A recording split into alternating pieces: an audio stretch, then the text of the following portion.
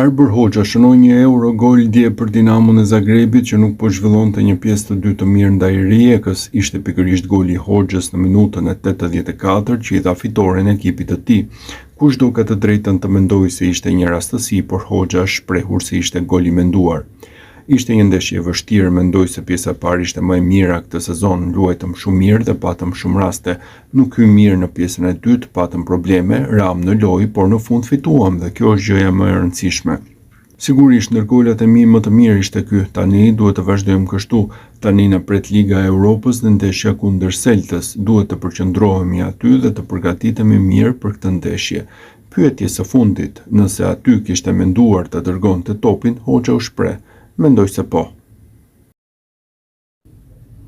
Arbër Hoxha vazhdon të shfaqë një formë spektakolare në Kroaci me paraqitje mbreslënse dhe me golat e jashtëzakonshëm. I tillë ka qenë ai i shënuar sot në kampionatin kroat ku Dinamo e Zagrebit përballej me kampionët e Rijekës në një sfidë direkte mes pretendentësh për titullin kampion. I aktivizuar mes titullarëve, Hoxha pas skuadrën e tij të kalonte në avantazh dhe më pas të arrihej nga miqt fal golit të ishmësfushorit të Tiranës Mervej. Por në minutën e 84 Hoxha tregoi aftësitë e tij me një gol të pabesueshëm.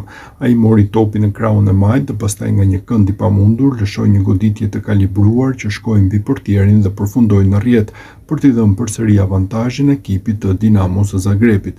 Ky gol, i treti për Hoxhën në këtë edicion, mjaftoi për t'i dhënë fitoren 2-1 Dinamos dhe e cila kësaj mori përsëri kreun e renditjes në Kroaci.